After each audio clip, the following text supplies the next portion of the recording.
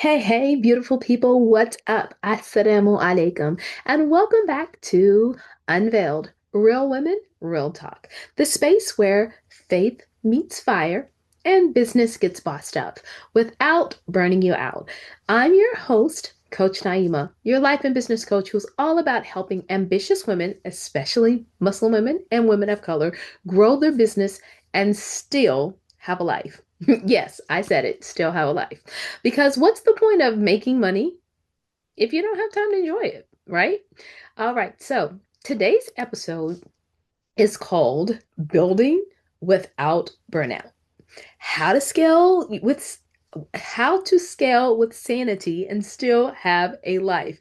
And trust me, you're going to want to grab some tea, get your notebook, and even maybe some sage if you need it, because we're about to set boundaries, build some systems that will save your mind, your marriage, and your mental space. All right, so let's talk about the problem. The problem with the hustle. It's a hustle trap, right? So we've all seen it, right? The Instagram boss babes are bragging about like waking up at 4 a.m. and 17 back-to-back Zoom calls and living on Starbucks and all of that stuff. Well, guess what? They make burnout look like a badge of honor, and it is absolutely not. Meanwhile, your brain is screaming, sis, when's the last time you prayed Dhuhr on time, right? When was the last time you actually took a nap, right? So what we want to do is talk about how scaling is exciting because it is. But you're not careful, you'll be scaling into chaos. If you're not careful, you will be scaling into chaos. And guess what? That is kind of like a common theme for a lot of people right now, chaos and scaling into it, right? So let's not be those people scaling into the chaos. All right. So what do we mean by scaling into chaos? Well, if we keep it 100, no one wants to be rich but ragged. No one wants to be paid but perpetually panicked, and successful but spiritually starved. Who wants to be that? No one over here. All right. So let's talk about the burnout red flags because there are some red flags. Before we jump into the solutions, though, let me give you three really, really, really quick signs that burnout is knocking at your door. Number one, you wear exhaustion like perfume. Now, let me ask you again. Do you wear exhaustion like perfume, meaning that it is your favorite flavor, your favorite smell, because you're always tired and you keep saying, "Oh, I'll rest after this lunch." And basically, there's what? Another lunch. Or I'll rest after this. And after I do this project, blah, blah, blah. So it's always something to do. So basically, exhaustion has become your perfume. It is what you smell like, act like, and how people perceive you, and they can smell you a mile away. Not good. You're snapping at the people you love, right? So your kids ask you for a snack, and you're, oh, hold on. I'm working right now. Don't come to my door. I'll see you in a minute, right? So you're snapping, right? And you respond like they just asked you to solve world hunger. Right? But again, we don't want to be in those burnout positions. And the last one is, do you feel guilty for resting? Now we have a lot of great rest coaches out here in the atmosphere, and they're really trying to get us to rest more because we don't do it enough. And resting is also where you can de-escalate down and really draw back into your joy and creativity. So resting is a right, not a reward. Like, oh, after I do this, I get to rest. No, that's not a reward. It's a right. You and your body deserve to rest. Your mind deserves to rest. All right. And so if you can't sit down without your laptop, or if you can't go on a vacation and not open your laptop or your iPad, oh my gosh, guess what? You're in trouble, right? Because you're looking at your laptop like it's your jealous boyfriend or your jealous spouse or whatever. But you're in trouble. So guess what? Those three things that I just talked about, you gotta get If you're feeling any of those things, then those are some red flags that you are in the burnout zone. And of course, there's so many other things. But let's talk about how we're going to scale with sanity. So the three big strategies we're going to talk about is number one, build systems that work while you rest. Doesn't sound doesn't that sound beautiful? Systems that work while you rest. So this is kind of like a system where scaling doesn't mean doing more, it means doing better.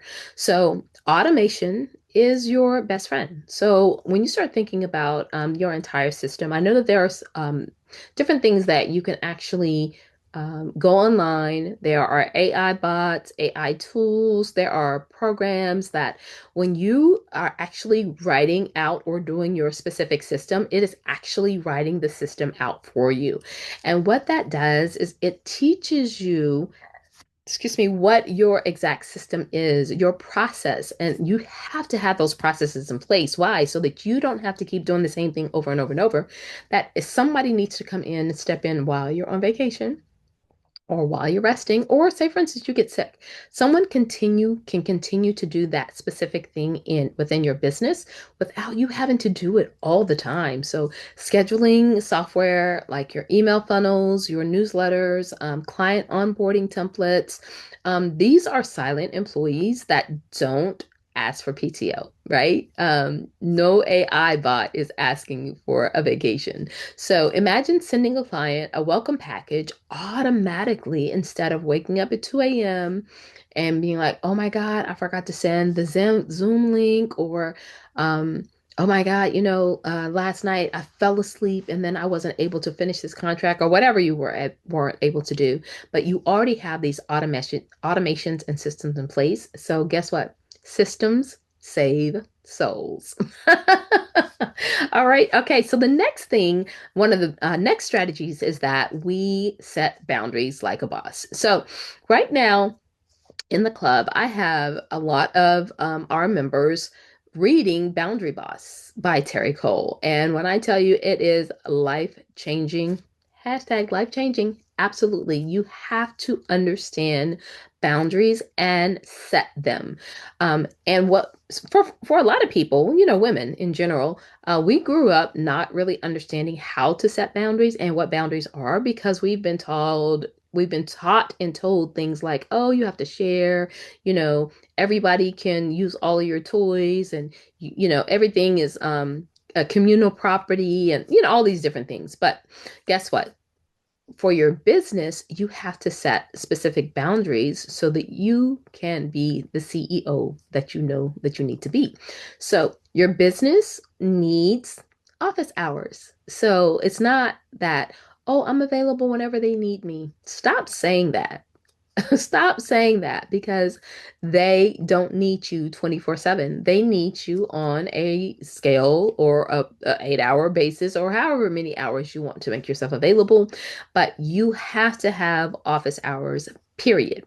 And then you have to make sure that you hold yourself accountable to those office hours. So if you say, I'm only going to allow clients to reach me from 9 to 5, Monday through Thursday, that's what it is.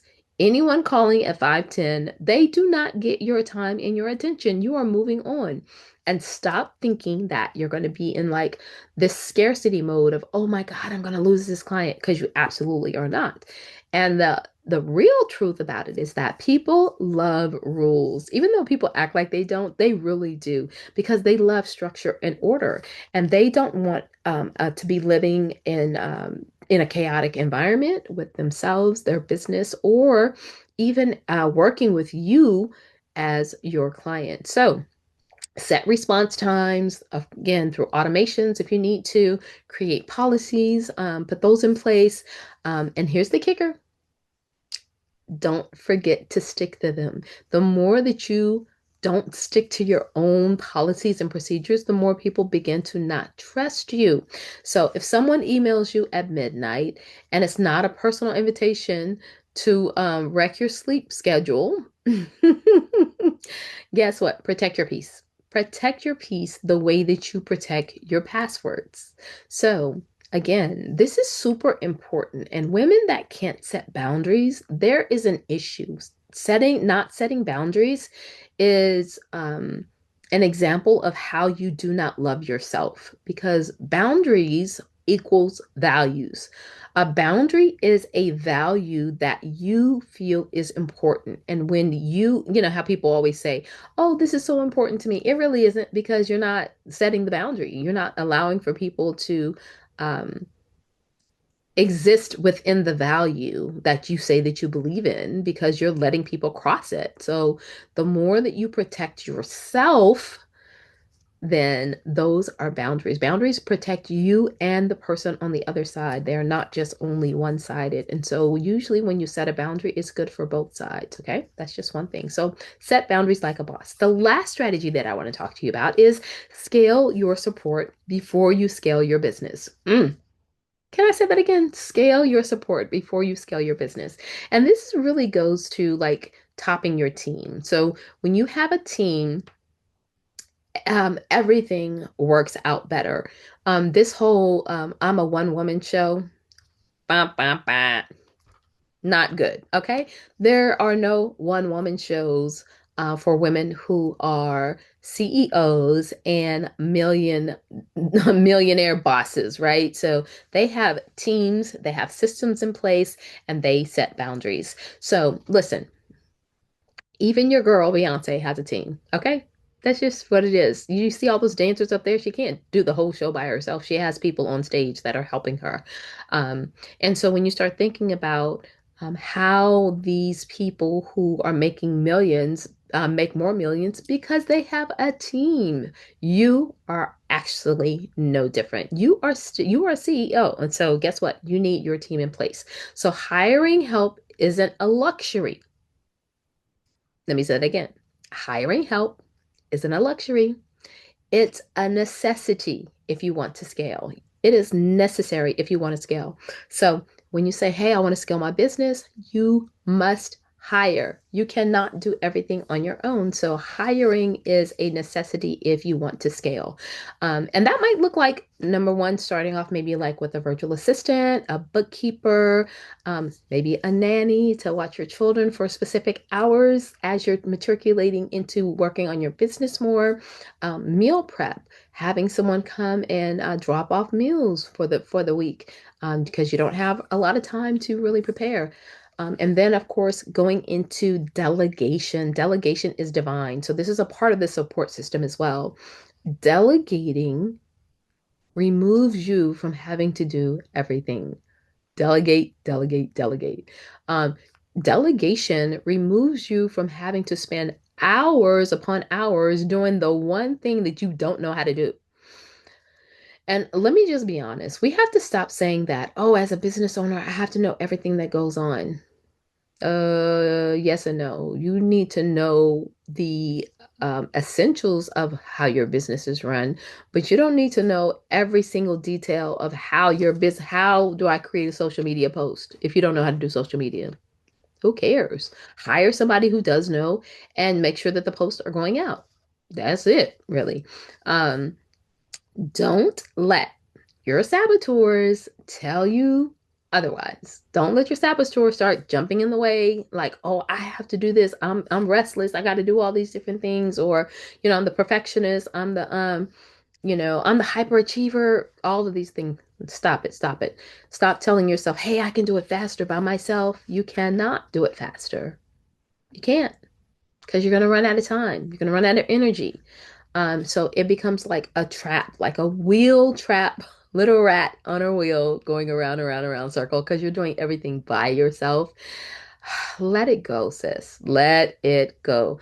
And guess what? Your sanity depends upon it. So again, let's talk about the three strategies in order to scale. Build systems that work while you can, so that you can rest, set boundaries like a boss, and scale your support so that you can scale your business. Okay. Alrighty. Now, faith, flow, and fulfillment. So let's not forget without sanity also means staying rooted in your spiritual life. Now, this is super important. And I know some people are like, oh, I'm a spiritual being. Like, I'm spiritual, I'm not religious. Hey, guess what? however you choose to do it, but remembering that your spiritual life, your prayer is your reset button. Your connection to a higher power is your reset button. Getting into a flow of speaking to the divine, your Lord, to reset. So making sure that that practice is happening on a regular basis. And of course, for Muslims, we do this 5 times a day. So making sure that you set that as a priority. And then making sure that you have some principles and or morals, which is maybe like your Bible, your Quran, your Torah, as your clarity guide. Do not, I repeat, do not use just basic tools as your guide. As a spiritual being, you have to be have clarity in a higher mindset. And usually your spiritual book is the one that does that for you. So if your business is thriving, but your soul is starving, that's not success. It's not success. So you could have like all the money in the world, but if like spiritually you are depleted, it's a little bit pointless, right? Success is when you are living a life abundantly and everything is wrapped together. And so you can feel the abundance because everything is elevated because you're thinking of all of the different levels and how they connect as a puzzle piece. So beautiful. So balance doesn't mean everything is 50-50 every single day. It means giving what matters most, the best of you. Giving what matters most, the best of you. That includes your friends, your family, your children, your spouse. Do not give them the leftovers. Because one of the things that I say in my affirmations is that um, my Lord is my best and healthiest relationship. So if he is my best and healthiest relationship, I certainly don't want to give him the leftovers. Because if I'm giving him the leftovers, what is everybody else behind me receiving? No, no, no. Yeah. So we don't want to do that. We want to make sure that we are giving the best of ourselves to the things and the people that matter. All right. So faith, flow, and fulfillment. Okay. And let's talk about a couple of action steps. So here are your takeaways if you want to build without burnout. Number one, audit your systems first. What can we automate this week? So like if you don't know what you can automate, you can chat GPT like, hey, in my business, I do such and such and such and such and such amount of work. What can be automated? And can you help me to create an automated an AI assistant? Tons of things that you can do. Number two, draw a boundary. Say no once this week and mean it. So if you're going to go this week, say no.